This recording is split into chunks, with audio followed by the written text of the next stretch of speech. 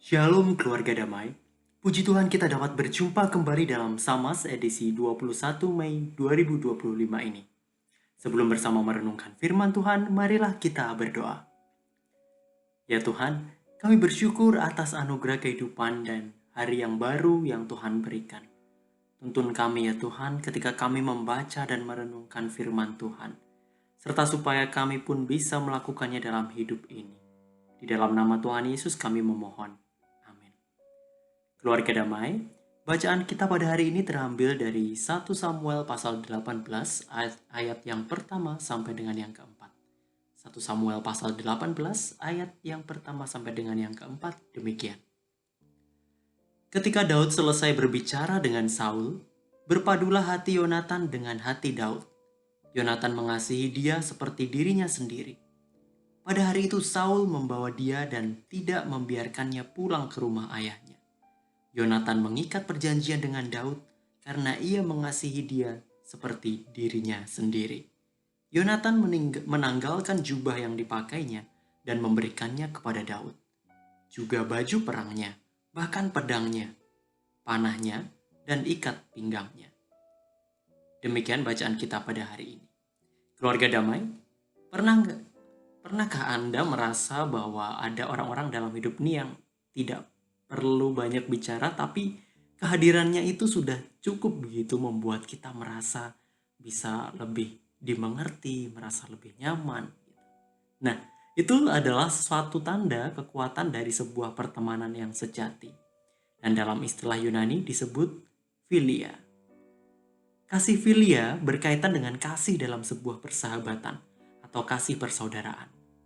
Berbicara tentang persahabatan, maka ini bukan sekedar tentang kesukaan nongkrong sama-sama, apalagi sekedar kenalan yang saling sapa di sosial media atau ngobrol di tempat kerja. Bukan. Ini bukan juga jenis kasih yang berkaitan dengan romantisme atau hubungan keluarga. Tetapi kasih yang tumbuh karena pilihan sadar untuk hadir bagi orang lain. Philia adalah kasih dalam pertemanan yang dilandasi oleh rasa hormat, kesetiaan, dan kepedulian. Nah, keluarga damai, sejak awal penciptaan Tuhan berkata, tidak baik kalau manusia itu seorang diri saja. Jadi sejatinya manusia tidak diciptakan untuk sendirian. Kita memang bisa kalau mau jalan-jalan sendiri, tinggal sendiri, atau menikmati waktu sendiri. Dan itu kadang juga baik gitu untuk kita. Tetapi dalam hidup ini yang penuh suka dan duka, kita juga membutuhkan orang lain untuk berjalan bersama. Nah, orang lain ini biasanya kita sebut dengan teman atau sahabat. Keluarga damai, berapa banyak teman yang kita miliki dalam hidup ini? Kalau dihitung, ya mungkin bisa berjumlah ratusan ya. Barangkali ada juga yang pertemanannya bisa mencapai ribuan. Seperti pertemanan di Facebook begitu ya, bisa sampai 1000, 2000, 3000, maksimal juga sampai 5000 gitu ya. Tapi berapa banyak dari ratusan atau ribuan teman itu tadi yang dekat dengan kita? Atau orang itu kita sebut sebagai sahabat? Ada yang bilang mungkin orang-orang di dunia ini rata-rata sekitar punya 3 sampai 5 orang yang dekat gitu dengan kita atau menjadi sahabat kita. Namun tentu saja tidak semua orang punya hubungan yang seperti itu. Beberapa memilih untuk menjauh. Bahkan menjauh ya dari orang-orang itu. Karena ya barangkali pernah dikecewakan oleh teman atau sahabatnya. Ada juga yang mungkin merasa tidak butuh teman karena terbiasa mengandalkan diri sendiri. Jadi tidak mau bergantung dengan orang lain. Tapi bahkan dalam hati yang paling tertutup pun meskipun kecil, bisa juga muncul kerinduan begitu kan untuk dimengerti, untuk bisa punya tempat yang aman untuk curhat begitu, terbuka, sharing begitu. Atau menjadi diri sendirilah begitu ya, tanpa harus berpura-pura di depan orang lain. Nah, kadang menemukan teman dekat yang memang benar-benar cocok itu juga tidak mudah.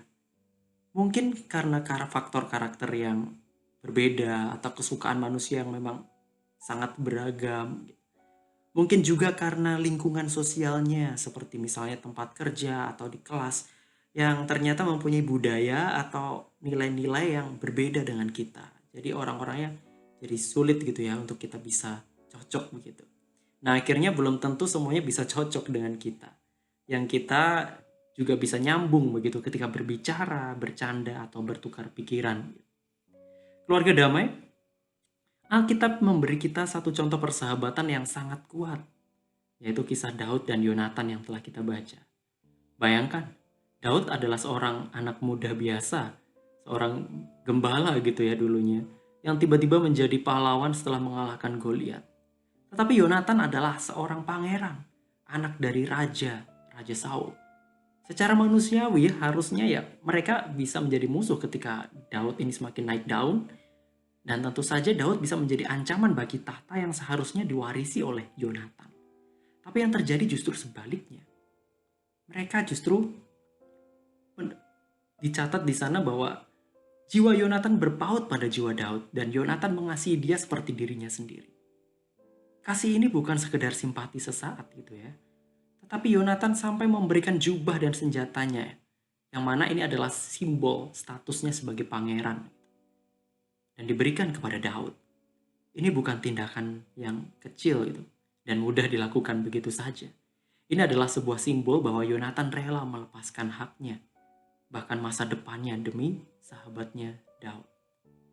Tetapi kenapa ya mereka bisa sampai berteman begitu? Kenapa bisa sampai Yonatan merelakan itu semua?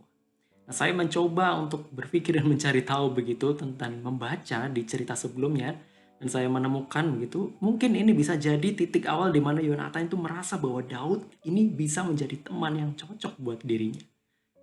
Jadi sebelum bertemu dengan Daud yang mengalahkan Goliat itu, Yonatan pun rupanya melakukan hal heroik yang hampir serupa. Nah, tidak melawan satu raksasa yang besar begitu ya, tetapi ia maju melawan orang-orang Filistin ini dengan tidak membawa pasukan. Dituliskan di sana, ia hanya ditemani oleh pembawa senjatanya.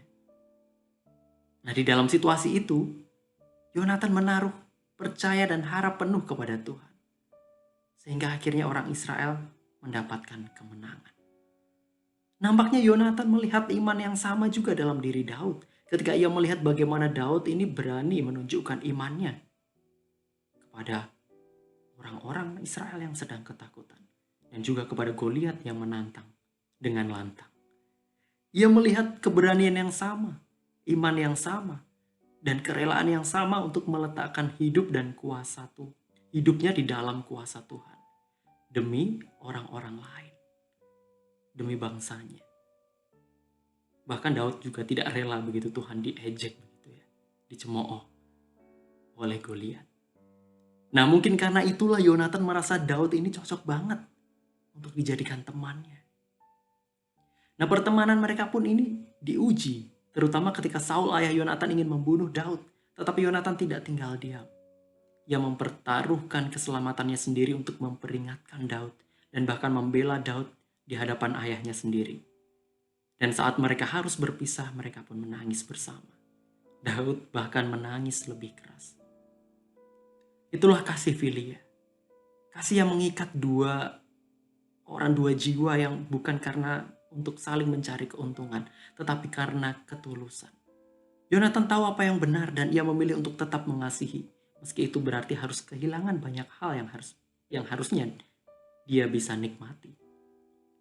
Dari kisah ini kita belajar bahwa kasih filia bukan hanya soal perasaan nyaman dengan seseorang, tapi ini juga soal komitmen, soal keberanian untuk hadir, untuk mendengar, untuk setia, bahkan ketika itu tidak mudah untuk dilakukan.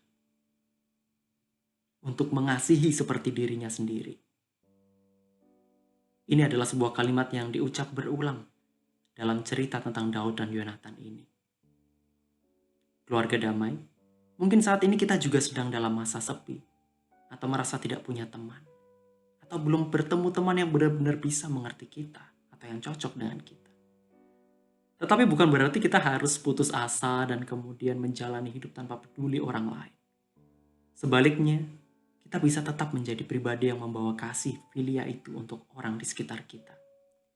Karena dengan membawa kasih filia itu maka kita bisa menjadi sumber kekuatan yang menopang orang lain saat mereka terjatuh. Dengan kasih filia itu kita bisa menjadi inspirasi kebaikan. Siapa tahu orang itu bisa meneruskan kebaikan itu kepada orang lain meskipun dia bukan sahabat kita. Membawa kasih filia itu berarti membawa kita untuk membangun komunitas yang sehat. Komunitas yang sehat di dalam keluarga, pekerjaan, atau di tempat pelayanan kita. Nah, keluarga damai perlu diingat bahwa kasih filia ini bukan hanya sesuatu yang kita terima, tapi juga sesuatu yang perlu kita bagikan untuk orang lain. Persahabatan yang sejati tidak lahir dari kecocokan semata, tetapi dari kasih yang memiliki dan memilih untuk tetap tinggal, bahkan saat sulit sekalipun. Karena kasih filia adalah kasih yang tidak mencari untung, tapi membangun. Dan mungkin di sanalah nanti kita benar-benar menemukan arti dari kata teman sejati. Mari kita berdoa. Tuhan, kami bersyukur untuk setiap teman, sahabat, dan orang-orang terdekat yang Tuhan berikan. Kami bersyukur untuk kesempatan berbagi kasih dengan orang-orang di sekitar kami. Biarlah Tuhan tolong kami untuk terus bisa membawa kasih filia ini dan menjadi berkat dimanapun kami berada. Di dalam nama Tuhan Yesus kami berdoa. Amin. Keluarga damai, demikian Samos kita pada hari ini. Selamat berbagi kasih dan menjadi berkat untuk orang-orang terdekat. Tuhan memberkati.